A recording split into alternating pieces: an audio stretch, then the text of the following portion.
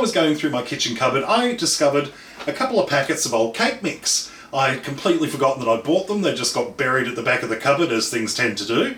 And it's triggered a memory of a recipe that I found once for turning cake mix into cookies. And I thought, well, it might be a bit fun to try that out, so I gave it a go, and it was absolutely phenomenal. So I thought, this is going to make a really cool little recipe to make. So here it is, my beautiful chocolate crinkle cookies made with a cake mix. That's a lot of curse.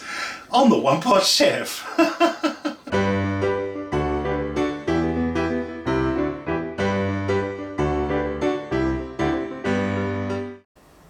First things first, we're going to turn our cake mix into cookie dough. Now, you can use pretty much any boxed cake mix you like, any flavour. I'm using just a basic chocolate cake today.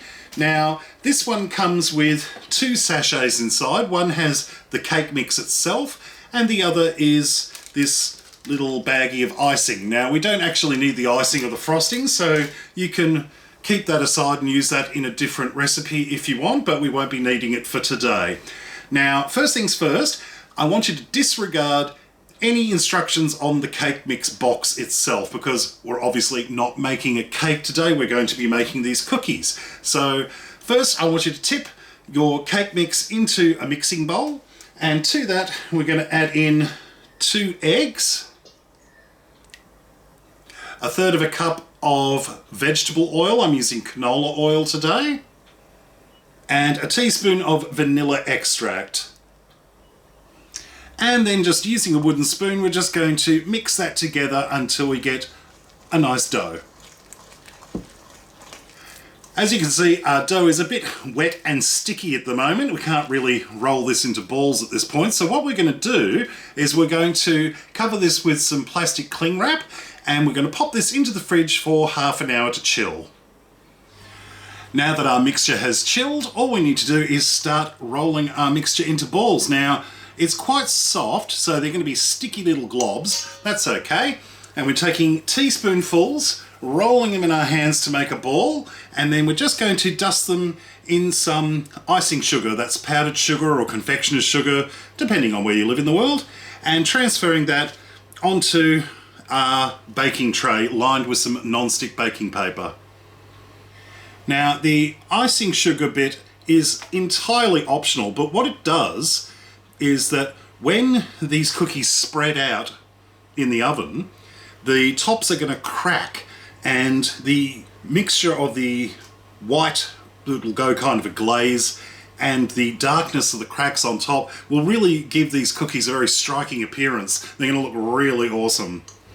These are ready to go into the oven. Preheated oven, 180 degrees Celsius, about 360 degrees Fahrenheit, and we're going to cook these for about 10 to 12 minutes, or until the cookies are just set and they've got lovely cracks on top. While our cookies are baking in the oven, I thought I'd take this opportunity to remind you to check out my social media, Facebook, Twitter and Instagram. Links in the video description underneath this video on YouTube. And speaking of YouTube, don't forget to subscribe to my channel, hit the subscribe button and the notification bell next to it. That way you won't miss out on any of my new videos. Fresh out of the oven, you can see our cookies have spread out and they've got that sort of cracked effect on top. These look absolutely amazing. We're going to leave these on the tray for a couple of minutes until they're firmed up, and then we're going to carefully transfer them onto a wire rack to cool completely.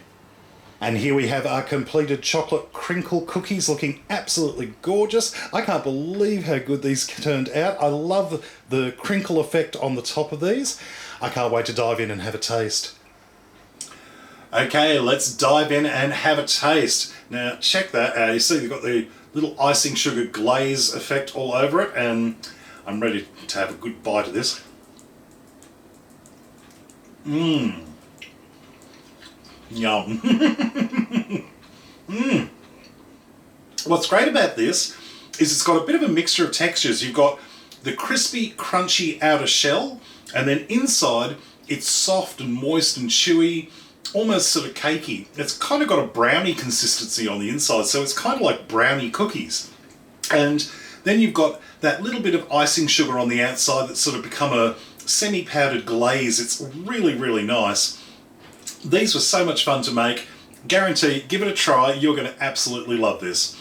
Well, I hope you enjoyed this recipe. Check out my other videos at onepotchefshow.com. And until next time, see you later.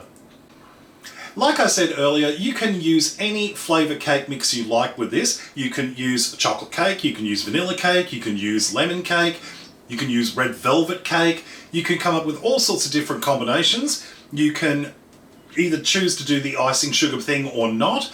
You can stir through nuts or dried fruit or chocolate chips or candies, whatever you like for mixing it into there. You can come up with all sorts of different variations on this recipe, and it's really simple because really it's just cake mix, eggs, and a little bit of oil and a bit of vanilla. I mean, really, it's stuff that everyone has in the kitchen mostly, so it's very simple to put together. Give it a try. Let me know in the comments section what flavour cake mix you'd like to turn into cookies, and I cannot wait to read your responses.